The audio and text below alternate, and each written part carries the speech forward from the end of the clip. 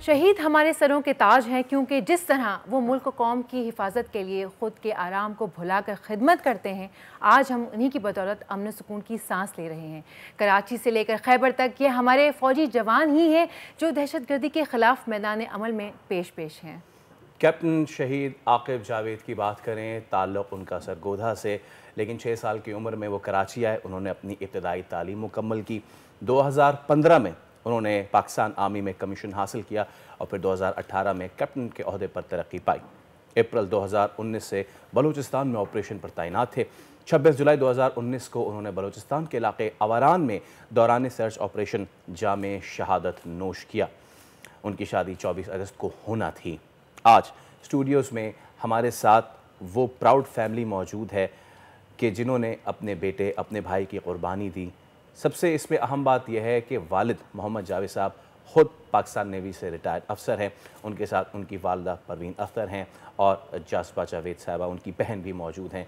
हम आप सबको खुशामदीद कहते हैं। सबसे पहले तो बहुत शुक्रिया आपकी तशरीफ़ आवरी का। मैं सबसे पहले जावेद साहब आपसे आगाज़ करूँगा। जब भी कोई शख्स फ़ौज में जाता है, उसका अल्टीमेट एक पर्सनल एक ख्वाब होता है कि बच्चे भी उसी के फुट स्टेप्स को फॉलो करें। उस वक्त क्या एहसास था जब यू बीइंग अ सोल्जर और आपके बेटे ने भी सोल्जर के प्रोफेशन को अपनाने का फ़ैसला किया और जब उन्हें कमीशन मिला, कैसे जज्बात थे आपके उस वक्त? बिस्मिल्लाहिर्रहमानिर्रहीम। हर इंसान की यही कोशिश होती है कि उसके बच्चे जो है वो अच्छी जगह पे पहुँचें।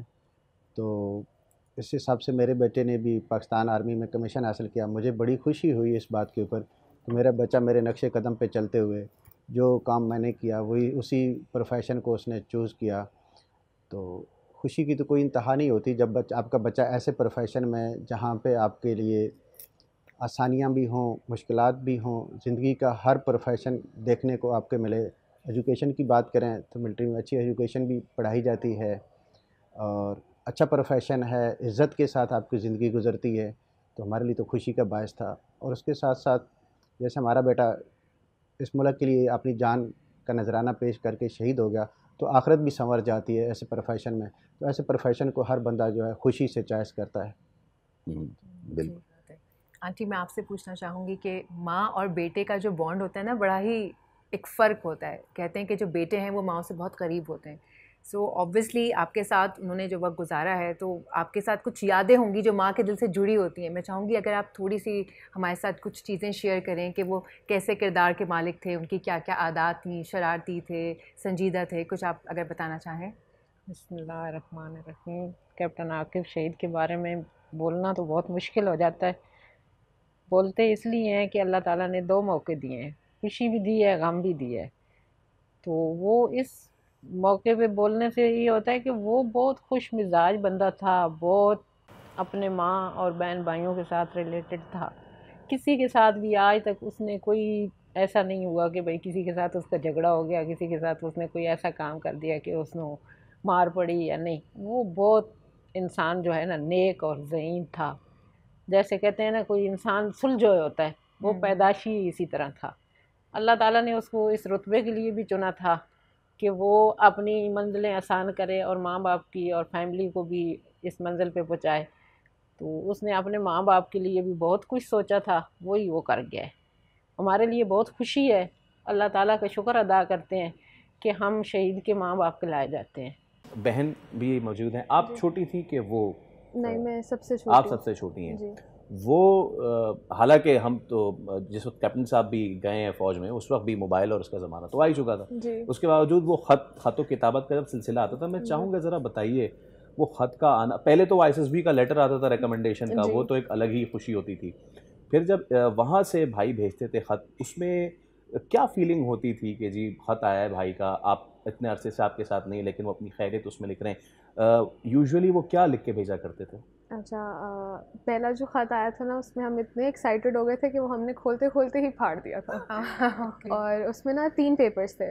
अम्मी अब्बू का अलग था, मेरा अलग था और उस्मान का अलग था। चूँकि वो उन्होंने सबके लिए एक-एक अलग-अलग पेपर था। मतलब अम्मी अब्बू का अलग था, वो बड़ा सा एक पेपर था और 2 छोटे-छोटे पेपर्स थे, एक उस्मान का था और एक मेरा था। तो चूँकि हम सबसे बड़े थे और थोड़े फादरली फिगर भी थे, क्योंकि हमारा एज डिफरेंस भी बहुत ज़्यादा है, तो वो यूजुअली ना खुद भी बहुत बहुत करियर ओरिएंटेड, स्टडीज़ को लेकर बहुत फोकस थे। तो वो हमेशा हमें ये कहते थे पढ़ाई पे फोकस करना, अम्मी अब्बू को तंग नहीं करना, कुछ चाहिए हो तो मुझे लेटर में लिख के भेजना कि क्या चाहिए, मैं आते हुए लेकर आऊँगा। इस तरह की इमोशनल कनेक्टिविटी रखते थे वो हमेशा, और बहुत फैमिली ओरिएंटेड थे ना, तो हर किसी का बहुत ख्याल रखते थे। उनको पता होता था कि किससे क्या बात करनी है, किससे क्या बात नहीं करनी है। इसी तरह जैसे उन्होंने अलग अलग सबके लेटर्स भेजे। पहला लेटर तो मुझे हमेशा याद रहेगा, वो अभी भी हमारे पास रखा हुआ है, वो फटा हुआ है। इतने एक्साइटेड थे हम कि हमने उसको फाड़ ही दिया, क्योंकि वो 4 मंथ्स बाद पहला लेटर आता है, और उसमें फिर सबका अलग अलग पोर्शन होना, और फिर नीचे वो आई लव यू। यूजुअली आपको पता है सिबलिंग्स में ये एक्सप्रेसिवनेस नहीं होती, और लेकिन उसमें भाई भाई एग्जैक्टली तो उसमें वो लिखा हुआ होना, that was a very big thing for me, क्योंकि पहली बार उन्होंने इतने एक्सप्रेसिव हुए थे, शायद डिस्टेंस ज़्यादा हो गया था ना, तो एक्सप्रेसिवनेस भी बहुत ज़्यादा। तो आपने कोई फरमाइशी ख़त लिखा था उसके बाद जवाब में कि मुझे ये चाहिए? नहीं, मैंने ऐसे कुछ फरमाइश तो नहीं की थी, लेकिन बस मैंने उनसे कहा था जल्दी आइएगा, बस ये। अच्छा सर, होता ये है कि बच्चा जाता है पीएमए जाने से पहले हटा कटा होता है, और जब पहली छुट्टियों पे आता है तो माँ देख के कहती है कि हाय मेरे मुंडे नु की हो गया है। तो मैं चाहूँगा कि जब पहली छुट्टियों पे आए शहीद कैप्टन साहब, अच्छा आप तो क्योंकि ख़ुद सोल्जर है तो यू नो इट बेटर कि जी मामलात क्या होते हैं। तो जब वो आए थे पहली छुट्टियों पे, उस वक्त क्या मामलात थे? इतने अरसे वो घर से दूर रहे, फिर वो आए, तो उस चीज़ को किस तरीके से आप लोगों ने सेलिब्रेट किया था? बहुत अच्छा सेलिब्रेशन हुई थी उस वक्त भी, जब वो पहली छुट्टी आए थे। तो एक तो कराची और एबटाबाद का जो सीज़न डिफरेंट है, बहुत डिफरेंट है, और उन्होंने नवंबर में ज्वाइनिंग दी थी पीएमए में, तो वहाँ पे सख्त सर्दी थी, और कराची में ऐसा था नहीं।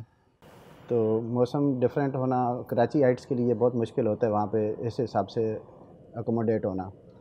तो उनके लिए अच्छी खासी ये सर्दी और मुश्किलात थी, मौसम मुश्किल था उनके लिए। तो पहली जो है बर्फ़बारी भी उन्होंने ज़िंदगी में पहली दफ़ा ये एबटाबाद में ही देखी, तो उस हिसाब से वो काफ़ी वीक थे, और फिर ट्रेनिंग और फिर घर से दूर रहना, और उसके हिसाब से फिर मौसम का डिफरेंट होना, तो काफ़ी मुश्किलात थी उनके हिसाब से, और काफ़ी कमज़ोर हो गए थे पहली 6 महीने की ट्रेनिंग के अंदर। अंकल ऐसे में आपने उन्हें क्या क्या कह के मोटिवेट किया? क्योंकि ज़ाहिर सी बात है फिर वो कहते तो होंगे कि ये मुश्किलात आ रही हैं, तो आपका आगे से क्या रिस्पॉन्स होता था? क्योंकि बाप ज़रा सख्त होते हैं ना, माँ फिर भी ज़रा रहम दिल होती है, और नरम दिल के साथ वो नरम लहजा अख्तियार करती है। ये ना भूलें कि वो बेटे की माँ तो थी, लेकिन वो बीवी फिर भी एक सोल्जर की थी। ये तो खैर ये आप ना भूलें। देखिए ऐसा कुछ नहीं, उन्होंने कभी ऐसा दिल में सोचा नहीं कि मैं किसी जगह पे मुश्किल में हूँ। उन्होंने जो भी सर्विस की है और जहाँ भी मुश्किलात आई हैं, उन्होंने कभी इस तरह का कोई जो है ना साइन सिम्टम चेहरे पे नहीं आने दिया कि मैं मुश्किल में हूँ। उन्होंने हर मुश्किल वक्त में जो है अपने आप को बर्दाश्त किया है। तो अभी उसकी शहादत के लिए जब हमने फ़ोन किया तो पता चला कि कम से कम उसने 2 घंटे तक जो है दहशतगर्दों के साथ फ़ाइट की, और उसके बाद उसके जो है जान का नजराना पेश किया।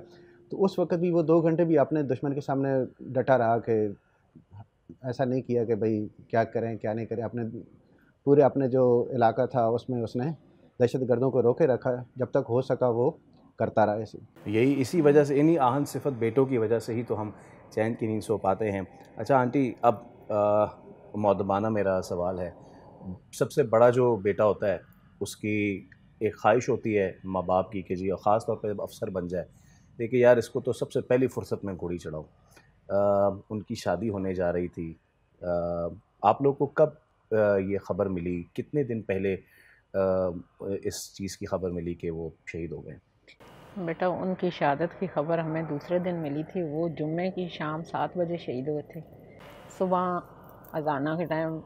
बाकी उसके दोस्तों को और हमारे गांव तक ख़बर पहुंच गई थी, हमें नहीं पता चला था, क्योंकि हम उस टाइम घर भी बना रहे थे कराची में, उसकी शादी की तैयारियां भी कर रहे थे, उनमें काफ़ी मसरूफ़ थे। तो रात को आपके अंकल आए, मार्केट तक हम गए हैं, फिर वापस आ गए। दिल को घबराहट जो हुई, वहाँ गए तो इनको मैंने बोला, ये छोटे दोनों घर पे थे, तो हम दोनों गए थे, तो वापस आ गए। मैंने कहा आज कुछ भी नहीं करना, चलें घर चलते हैं ना। दिल को ना बेसुकूनी जी बहुत ज़्यादा हो गई थी जब वो शहीद हो चुके थे। घर बैठे भी हमने उसको कॉल की, 8 बजे वो कॉल करता था, जब भी ऑपरेशन के लिए निकलता था वो कॉल करके निकलता था, तो कॉल उसकी नहीं लगी। दोबारा इन छोटों को हमने बोला कि भाई के पास मैसेज छोड़ो, जिधर भी कहीं हैं एक मैसेज कर दें कि मैं ठीक ठाक हूँ, खैरियत से हूँ, मैं ये काम कर रहा हूँ।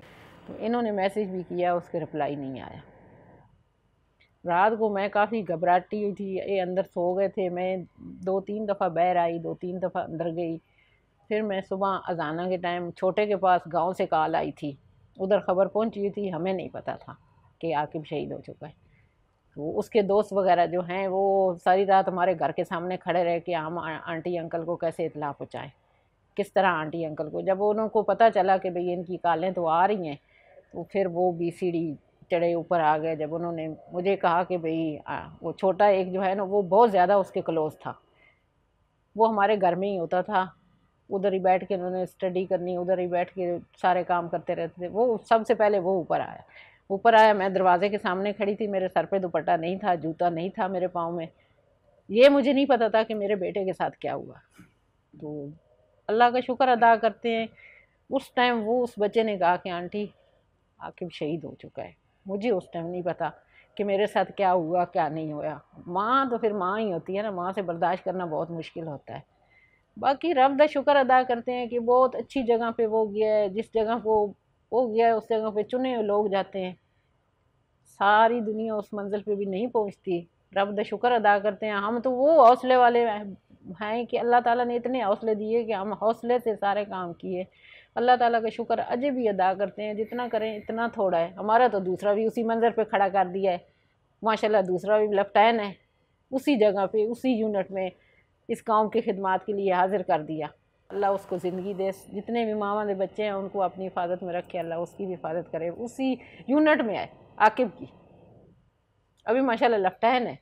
ये फ़ख्र की बात है, उस यूनिट के लिए भी फ़ख्र की बात है कि उस यूनिट ने जहाँ एक शहीद दिया, वहीं पे एक और उनको रिप्लेस किया, और उन्हीं की मुशाबहत रखने वाले उन्हीं के भाई जो हैं वो अब दोबारा इस मुल्क को सर्व कर रहे हैं। और आंटी आप बहुत बाहिम्मत ख़ातून हैं, मैंने इस तरह की माएँ बहुत कम देखी हैं, यकीन जानिए।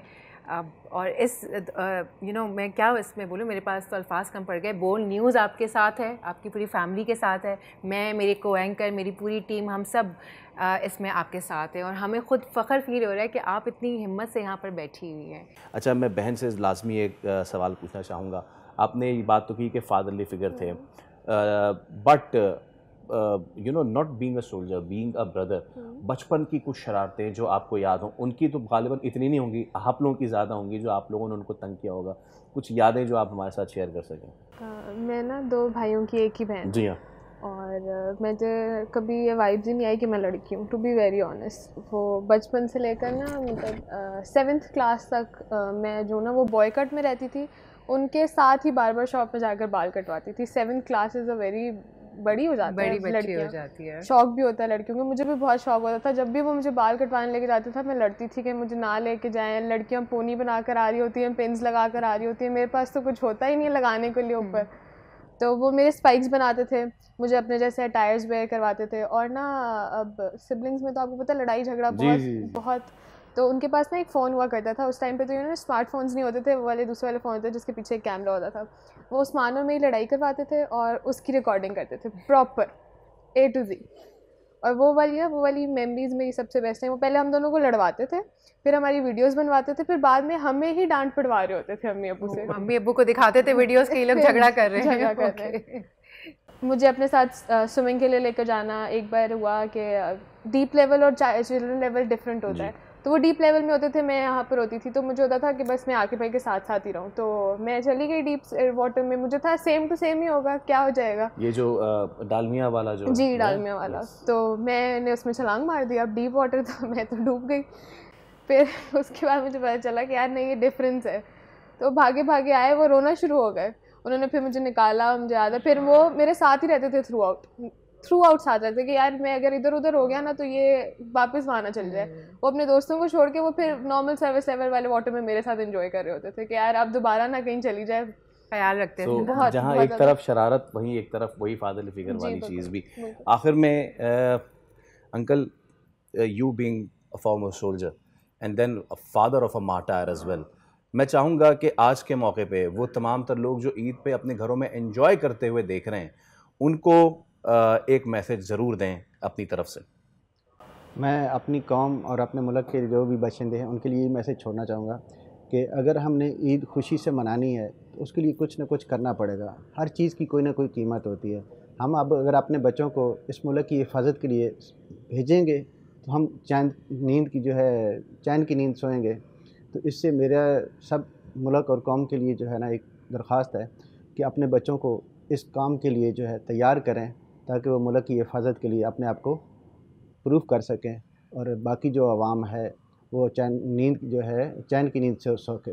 बहुत शुक्रिया, बहुत शुक्रिया अंकल, आंटी आपका भी बहुत शुक्रिया, बहन आपका भी बहुत शुक्रिया, और ख़ास तौर पे आपका आंटी बहुत शुक्रिया, क्योंकि आप जैसी माएँ अभी इस मुल्क में हैं कि चाहे जितनी भी मुश्किल आन पड़े, चाहे जितनी भी उफ्ताद आन पड़े, इस मुल्क ने जब जब मांगा है तब तक इस मुल्क की माओं ने ऐसे बच्चों को जन्म दिया है जो ना दिन देखते हैं, ना रात देखते हैं, ना सुबह देखते हैं, ना शाम देखते हैं, न सहरा की गर्मी और ना बर्फ़ की ठंडक देखते हैं, और ना ही समुद्र की गहराई देखते हैं। बस वो सिर्फ़ एक चीज़ देखते हैं और वो ये कि पाकिस्तान और पाकिस्तान के एक एक इंच की हिफाजत। तो ऐसे तमाम लोगों को हम अपने प्लेटफॉर्म से सलाम पेश करते हैं। सब्सक्राइब करें और बेल दबाएं ताकि कोई खबर रह न जाए।